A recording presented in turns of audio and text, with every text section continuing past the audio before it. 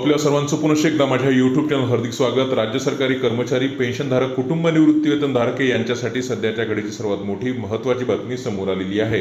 राज्य सरकारी कर्मचारी, पेन्शनधारक बऱ्याच वर्षापासून कॅशलेस मेडिक्लेम योजना लागू करण्यात यावी अशी मागणी करत आहेत आणि त्याच मागणीच्या अनुषंगाने महाराष्ट्र शासनाच्या वित्त विभागाचा एक महत्त्वाचा शासन आदेश निर्गमित झालेला आहे।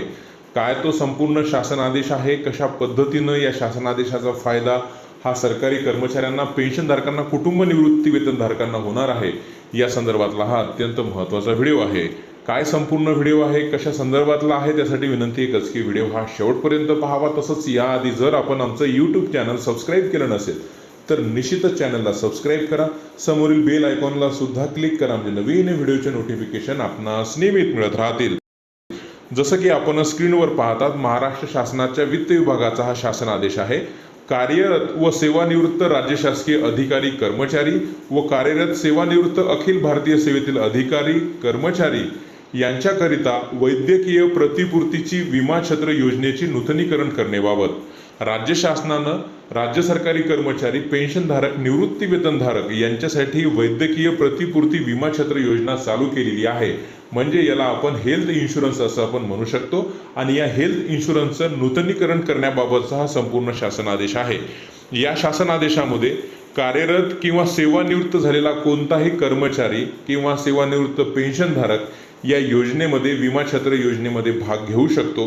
त्यासाठी काही नियम व अटी दिलेले आहेत। तर यासाठी सर्वात पहिले हा आरोग्य विमा किंवा हे वैद्यकीय विमा छत्र योजना जी आहे ते 1 जुलै 2024 ते 30 जून 2025 या कालावधीसाठी आहे आणि कोणताही राज्य सरकारी कर्मचारी यामध्ये वार्षिक हप्ता भरून समाविष्ट होऊ शकतो।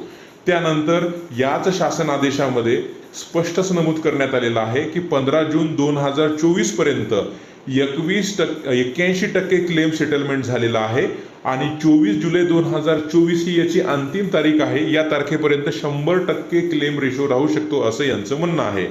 त्यानंतर हे वैद्यकीय प्रतिपूर्ती विमा छत्र योजना जी आहे ही 4 गटात विभागलेली आहे, ज्यामध्ये 18 ते 35 एक वयोगट आहे, 36 ते 45, 46 ते 58 आणि सेवानिवृत्तीनंतरचा एक गट, अशा 4 गटामध्ये ही हेल्थ इन्शुरन्स किंवा वैद्यकीय विमा छत्र योजना शासनाची आहे आणि या योजनेमध्ये कोणताही कर्मचारी समाविष्ट होऊ शकतो। आणि दुसरा महत्त्वाचा विषय की या योजनेमध्ये समाविष्ट झाल्यानंतर 30 दिवसानंतर आपण एखाद्या आजारासाठी मागणी करू शकतो।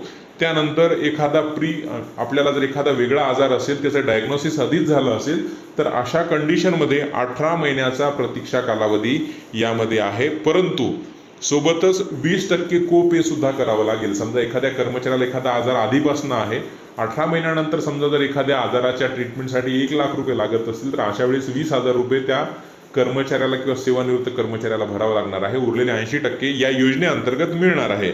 असा हा महत्त्वाचा शासन आदेश निर्गमित झालेला आहे। यामध्ये जसं आपण पाहू शकता तर कोणत्या वयोगटासाठी किती त्याचा प्रीमियम येणार आहे हे आपण इथं पाहणार आहोत। 18 ते 35 वयोगटासाठी आपण स्क्रीनवर पाहत आहात। एकट्या कर्मचाऱ्यांसाठी किती, सोबतच 1+3 म्हणजे तो, त्याची पत्नी आणि 2 अपत्य यासाठी वार्षिक हप्ता किती येत आहे ते आपण इथं पाहत आहोत।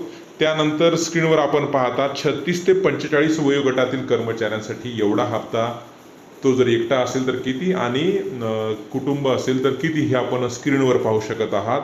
त्यानंतर 46 ते 58 वयोगटात जर आपण असाल तर त्यासाठी प्रीमियम किती आहे हे स्क्रीनवर आपण पाहू शकता।